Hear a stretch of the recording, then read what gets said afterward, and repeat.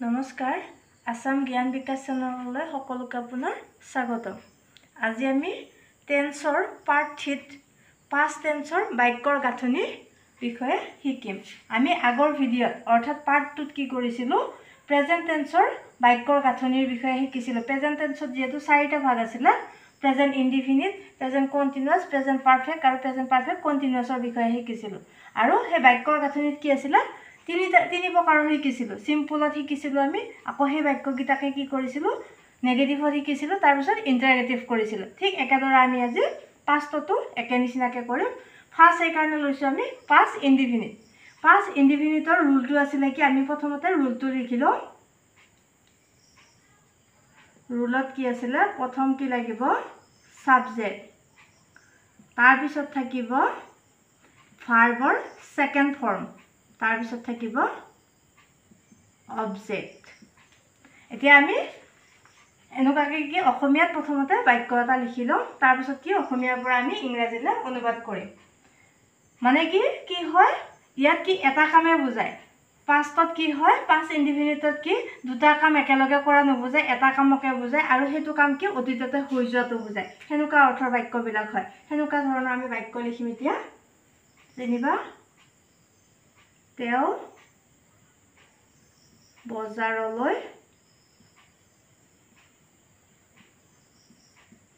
গৈছিল। পাষ্ট মানে হ'ল অতীত, যিহেতু তেওঁ বজাৰলৈ যোৱা কামটো কি কৰিছিলে, অতীততে কৰিছিলে।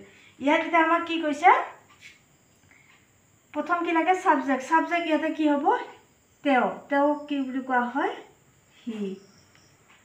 কি কাম কৰিছে, ভাৰ্ব, কামটো যিহেতু ভাৰ্ব আছিলে, গৈছিল। যোৱাটো কি হ'ব, ভাৰ্ব 1ত, ভাৰ্ব 2টো লাগে যিহেতু, ভাৰ্ব 1ত কি আছিলে, গো, তাৰপিছত 2ত আছিলে ৱেণ্ট। তেতিয়াহ'লে কি বহিব ইয়াতে, ৱেণ্ট। ৱেণ্ট লৈটোৰ কাৰণে প্ৰিপজিশ্যন কি বহিব, টু মাৰ্কেট। সৰি, এইটো স্মল লেটাৰ লিখিলে হ'ব। হি ৱেণ্ট টু মাৰ্কেট।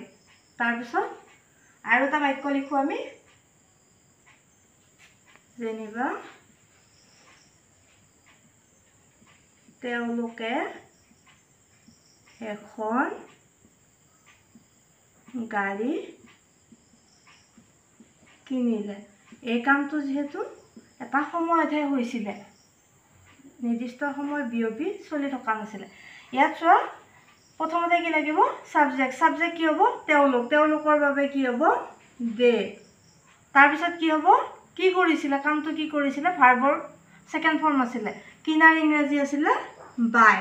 বাইৰ ছেকেণ্ড ফৰ্ম হ'ব বট। তেতিয়াহ'লে দে বট,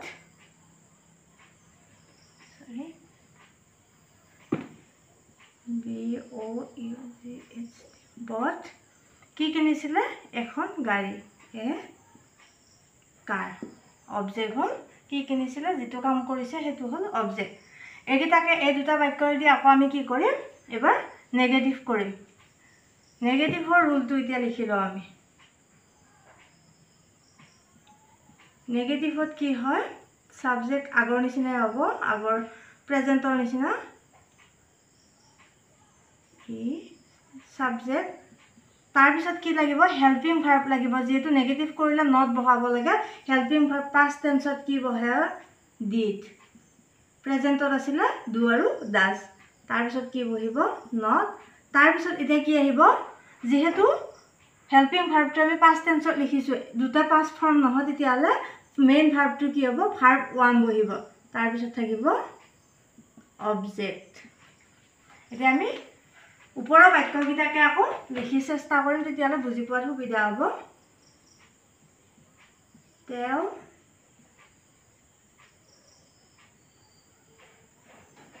বজাৰলৈ যোৱা, বাক্যৰ নিয়মটো কি হ'ব লাগিব, আকৌ আগৰ নিচিনাই পাষ্টত বুজোৱা হ'ব লাগিব। তেতিয়াহ'লে কি হ'ব, একে থাকিব বাকীখিনি। দে, হি লিখিছোঁ, কি বহিব, ইয়াত এটাই হয় হেল্পিং ভাৰ্ব, প্ৰেজেণ্টৰ নিচিনা নহয়, দুটাৰ ভিতৰত এটা বাচিব নালাগে, এটা বহাই দিলে হ'ল নট। এটোৰ কি হ'ব ৱেণ্টৰ ঠাইত কি হ'ব এতিয়া গো। ইয়াতে এটোৱে পাৰ্থক্য মাৰ্কেট। তাৰপিছত আহিলে 2 নম্বৰত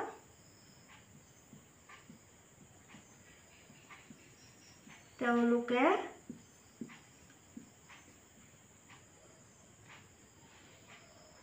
এখন গাড়ী কিনা নাই। এখনটো ইয়াতে নিদিলেও মানে কি ইংলিছত লিখোঁতে লিখিব পাৰি, অসমীয়াত কি শুৱলা নহয়, এখনটো উঠাই দিলেই হয়। তেতিয়াহ'লে কি হ'ব দে ডিড নট বাই এ কাৰ। যিহেতু দুখন বুলি উল্লেখ কৰা নাই তেতিয়াহ'লে কি হ'ব এ ব্যৱহাৰ কৰিব লাগে। ঠিক একেদৰে আমি আকৌ এইখিনিকে কি কৰিম ইণ্টাৰগেটিভ কৰিম। এবাৰ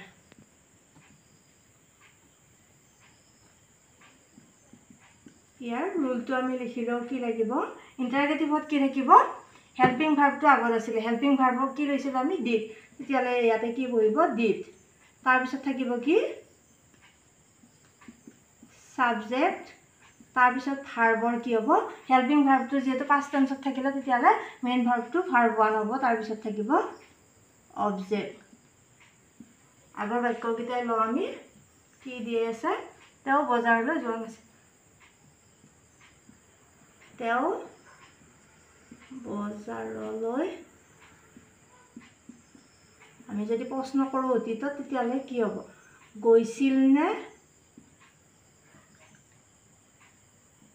did he go to market question mark। তাৰপিছত থাকিলে কি তেওঁলোকে, ইয়াত এখনটো লগাই দিলে অসমীয়াত কি নহয় বাক্যটো ফুল বুলি নকয়। তেওঁলোকে এখন গাড়ী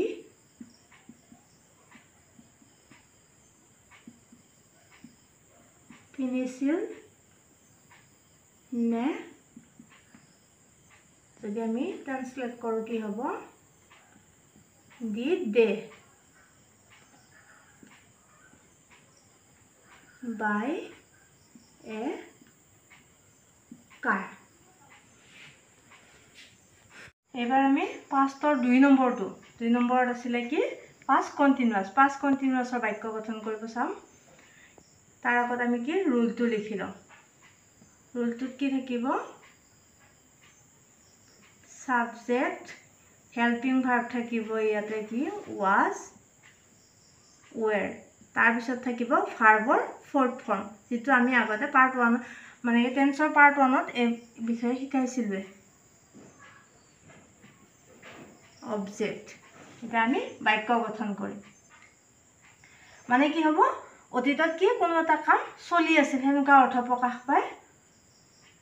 কণ্টিনিউৱাছ মানে কি কণ্টিনিউ কৰি থকা।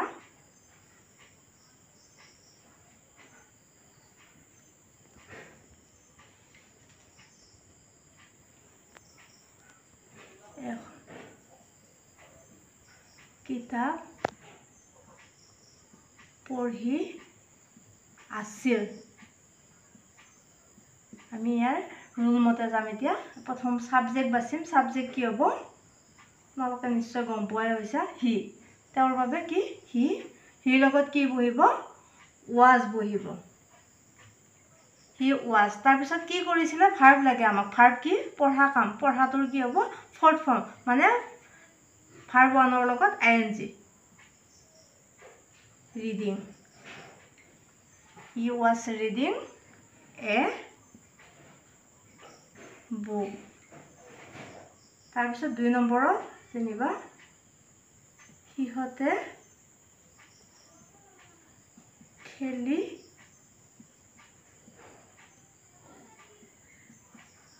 আছিল। কি খেলি আছিল অবজেক্টটো আমি দি দিওঁ যেনিবা সিহঁতে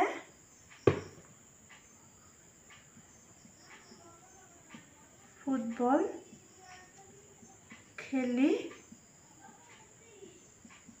আছিল এটোক আমি ইংৰাজীলৈ অনুবাদ কৰিম সিহঁতৰ কাৰণে কি ব্যৱহাৰ কৰিম আমি দে দেৰ লগত কি বহিব হেল্পিং ভাৰ্ব ওৱেৰ দে ওৱেৰ কি কৰিছে খেলা কাম খেলাটো কি বুলি কোৱা হয় খেলাটো হৈছে ভাৰ্ব প্লেইং ভাৰ্বৰ ফৰ্থ ফৰ্ম লাগে যেটো প্লেইং কি খেলিছে অবজেক্ট আহিব ফুটবল এটো হল দুটা লিখিলো আমি এই দুটা আকৌ কি কৰিম নেগেটিভ কৰিম আগৰ নিচিনাকৈ পিছত আমি আৰু বাক্য লম বৰ্তমান কি দুটা দুটাই লৈছো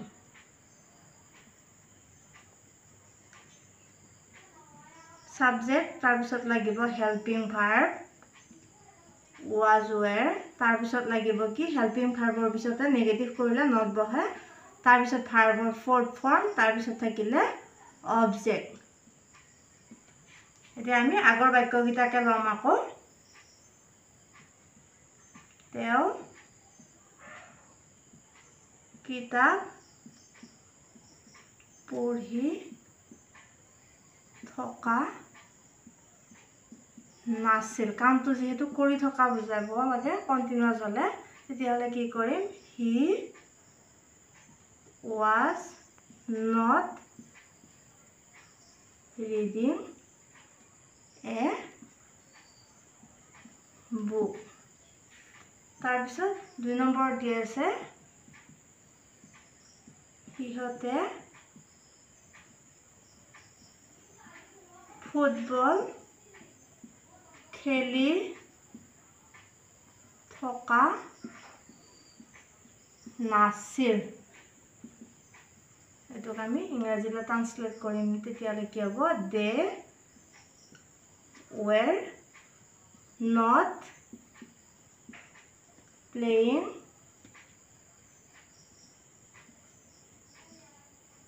football ইন্টাৰগেটিভ কৰিম আমি এতিয়া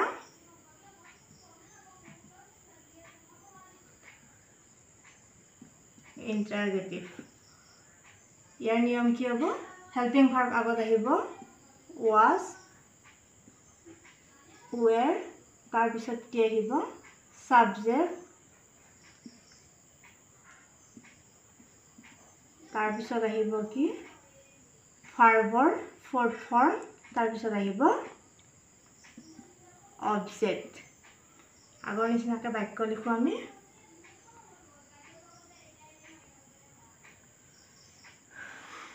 তেতিয়ালে কি হ'ব তেও কিতাপ পঢ়ি আছিল নে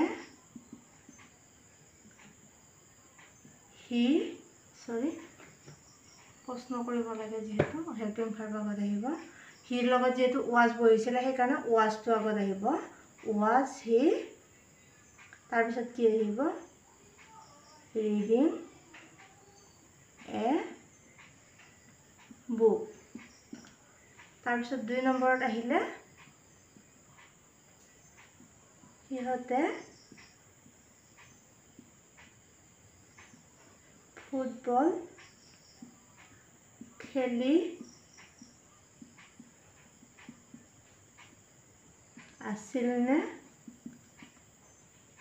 উত্তৰ কি হ'ব সিহঁতৰ লগত দেৰ লগত যেহেতু ওৱেৰ বহিছিলে সেই কাৰণে আগত ওৱেৰ আহিব were they playing football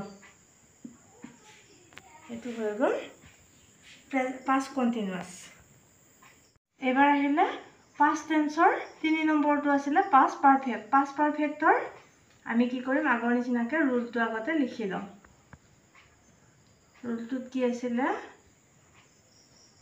subject তাৰ পিছত কি থাকে হেল্পিং ভাৰ্ব ইয়াত এটাই থাকে প্ৰেজেন্টত আছিল হ্যাভ হ্যাজ দুটা আছিল কিন্তু ইয়াত কি এটা সুবিধা হয় এটাই হয় হ্যাড তাৰ পিছত থাকিব ভাৰ্বৰ থাৰ্ড ফৰ্ম তাৰ পিছত থাকিব অবজেক্ট ইয়াত আৰু এটা কি হয় past perfectত কি হয় দুটা কাম কিন্তু কি একেলগে চলে যেনেকুৱাকৈ সিম্পল পাষ্টত কি হয় এটাই কাম চলে কিন্তু পাষ্ট পাৰফেক্টত কি হয় দুটা কাম চলে যিটো আগত শেষ হয় হেতু কি হয় পাষ্ট পাৰফেক্টৰ হয় আৰু পিছত শেষ হোৱাটো কি হয় সিম্পল পাষ্টৰ হয় সেই কাৰণে ইয়াত কি এনেকুৱা বাক্যবিলাক সচৰাচৰ কি নাহে নেগেটিভ আৰু ইন্টাৰগেটিভ নাহে হলেও মানে কি কেনেকুৱা কৰিব লাগে হেতু ৰুলটো দেখুৱাই দিম বাৰু তোমাক এতিয়া আমি বাক্য বনাব চেষ্টা কৰো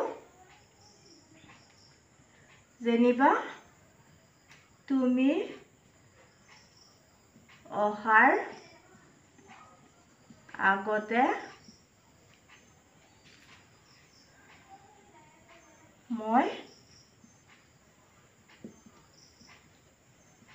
শুলো কামটো দুটা অতীততে হৈছে কিন্তু এটা কি আগত হৈছে এটা পিছত হৈছে তেতিয়ালে কি বুলি কৈছিল আগত হোৱাটো আগত কোনটো হয় হোৱা কামটো যেহেতু আগতে কৰিলো হেতু কি হ'ব পাষ্ট পাৰফেক্টৰ গঠন মতে যাব আৰু পিছৰখিনি কি হ'ব সিম্পল পাষ্টৰ গঠন আমি ইতিমধ্যে শিকি আহিছো তেতিয়ালে কি কৰিম এটো এইখিনি সাইলম সাবজেক্ট কি হ'ব এই পাৰ্টটোত মই কাৰণে কি আই কোনে কামটো কৰিছে হোৱা কামটো মই কৰিছো যেহেতু সেই কাৰণে কি আহিলে এটো সাবজেক্ট হৈ বহিলে তাৰ পিছত কি বাকিখিনি যেহেতু আমি চাব নালাগে ইয়াৰ গঠন মতে বহাই দিলে হ'ল আই লগত সবৰ লগতে যেহেতু হেডে বহিব হোৱাৰ ইংৰাজী কি আছিল স্লিপৰ মানে কি কামটো কি কৰিছো হোৱা কামটো কৰিছো হেতু কি হ'ব ভাৰ্বটোৰ পাষ্ট ফৰ্ম হ'ল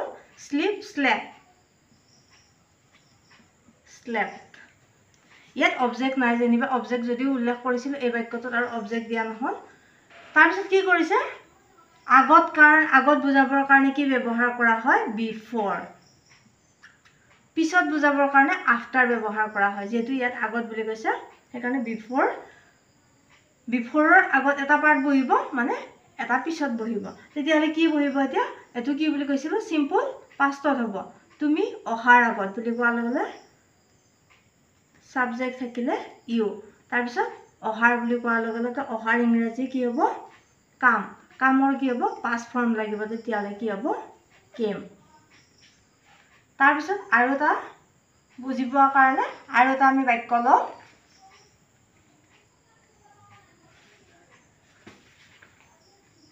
যেনিবা এনে কাৰোবাৰ নাম ললো আৰু থাৰ্ড পাৰসন নাম এটা ললো ৰবি দুটা শুই থকাই দেখুৱালো বাৰু শুই উঠাৰ আগতে মই অফিস পালো ইয়াতো কি হৈছে দুটা কাম আগত এটা এইখিনি এটা আৰু এইখিনি এটা তেতিয়ালে কি আগত এটা কোনটো কাম হৈ গল অফিস পোৱা কামটো হৈ গল অফিস পোৱাত এটা চোৱা কোনে অফিস পালে মই তেতিয়ালে আগৰ নিচিনাই হ'ল বাৰু সাবজেক্ট এটাই ললো আই পোৱাৰ ইংৰাজী কি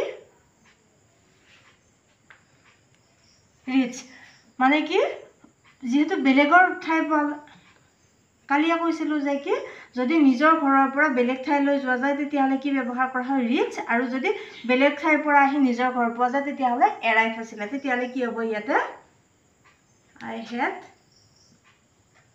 ৰিচ ইয়াত যেহেতু থাৰ্ড ফৰ্ম লাগে তেতিয়ালে কি ইডি লগ হ'ব ৰিচ কোড পালে ইয়াত অবজেক্ট দিছো বাৰু আই হেড ৰিচ অফিস কেতিয়া বিফৰ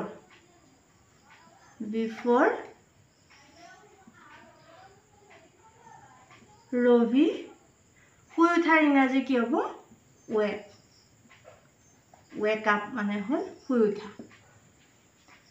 মই আগতে ক'লো ইয়াত কি নহয় নেগেটিভ আৰু ইন্টাৰগেটিভত সচৰাচৰ কি নহয় বাক্যবিলাক বনাব নিদিয়ে বা কাৰেকচন কৰাত নাহে তেতিয়াহ'লে হলেও মানে কি ৰুলটো শিকি লোৱা নেগেটিভত কি কৰিব লাগিব সাবজেক্ট যেহেতু দুটা খণ্ড থাকে ইয়াতে সেই কাৰণে ইয়াত নাহে সচৰাচৰ নট বহিব তাৰ পিছত ভাৰ্বৰ থাৰ্ড ফৰ্ম তাৰ পিছত আহিব অবজেক্ট ঠিক একেদৰে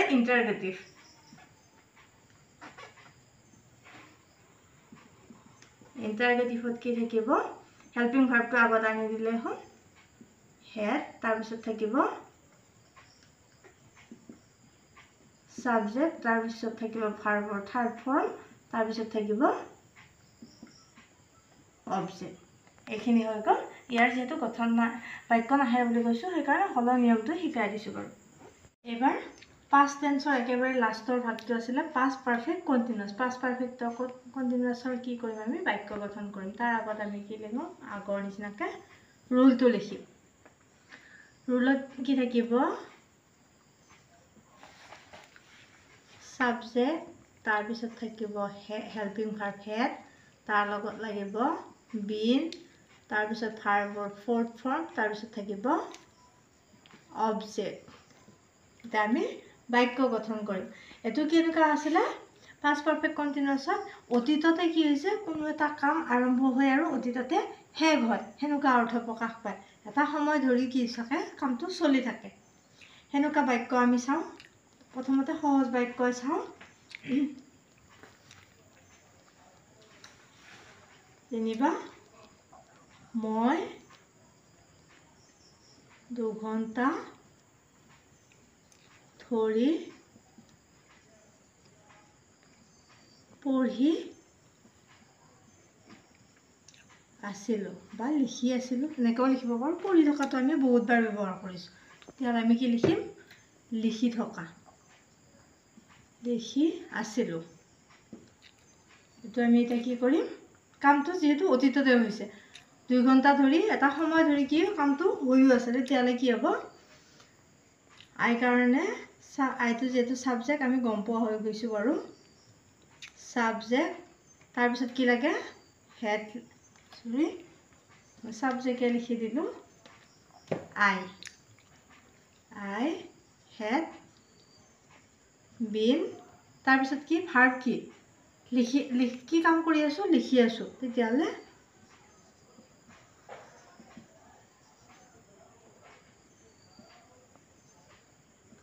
writing কি লিখি আছো মই সৰি ইয়াত অবজেক্ট লিখা নহল বাৰু মই 2 ঘণ্টা ধৰি লিখি আছিলো I have been writing তেতিয়ালে 2 ঘণ্টাটো আগতে কৈছিলো যে সময়টো দিয়া আছে কিন্তু সঠিক সময়টো দিয়া নাই 2 ঘণ্টা বুলি কোৱাৰ লগে লগে টোটাল সময়টো দিছে তেতিয়া কি বহিব ইয়াতে for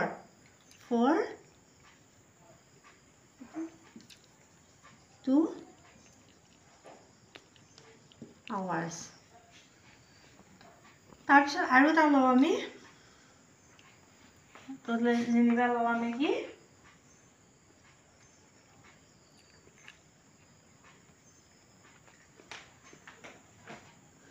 যেনিবা কাৰোবাৰ নামে লও থাৰ্ড পাৰসন ৰমেনে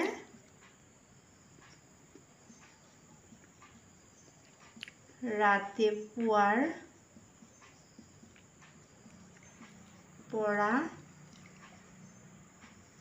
শুই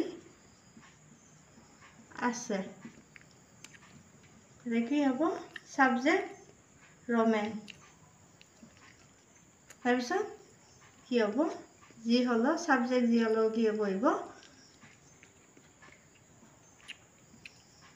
had been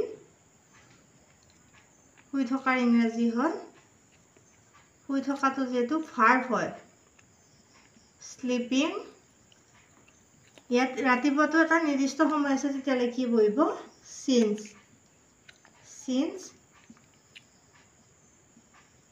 morning তাৰ পিছত আমি কি কৰিম নেগেটিভৰ স্ট্ৰাকচাৰ আছিলে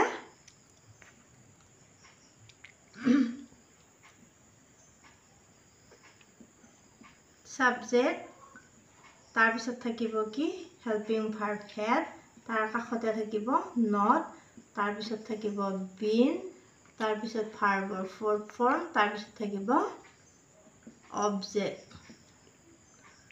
বাক্য একেগিটাই লও কিন্তু বাক্যগিটা ইমান নিমিলে যেনিবা হলো বুজি পোৱাৰ সুবিধাৰ কাৰণে একে বাক্য লৈছো মই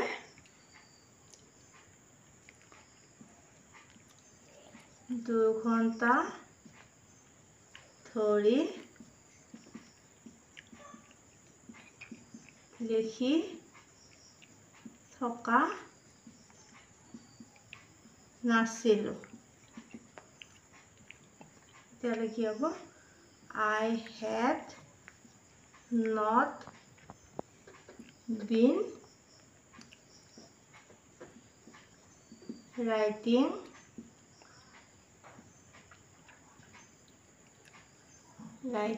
for 2 hours. তাৰপিছত আছিলে ৰমেনে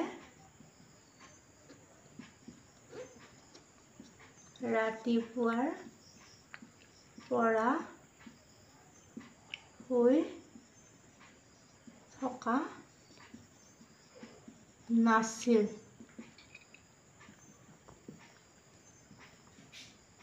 Roman had not been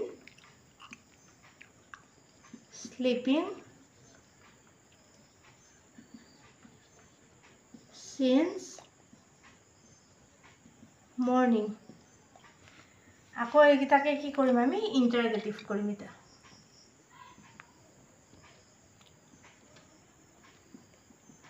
ইয়াৰ ষ্ট্ৰাকচাৰটো কি হ'ব? হেল্পিং ভাৰ্ব আগত আহিব had, তাৰপিছত আহিব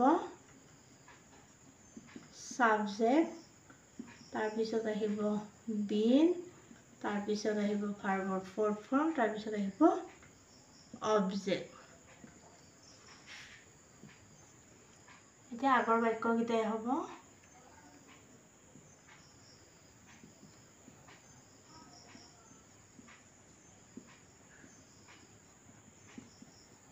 ধৰি লিখি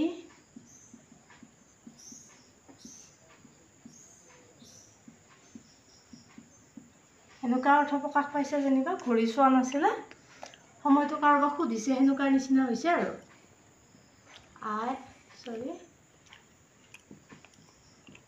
Had I been writing for 2 hours? Question mark। তাৰপিছত 2 নম্বৰত আছিলে কি? ৰমেনে ৰাতিপুৱাৰ পৰা শুই আছিল নে? উত্তৰ হ'ব কি হ'ব? had Roman been sleeping since morning? এইখিনি হ'ল পাষ্টৰ 4টা ভাগৰ গঠন। আমি নেক্সট ভিডিঅ'ত কি কৰিম? আকৌ ফিউচাৰ টেন্সৰ বিষয়ে আলোচনা কৰিম।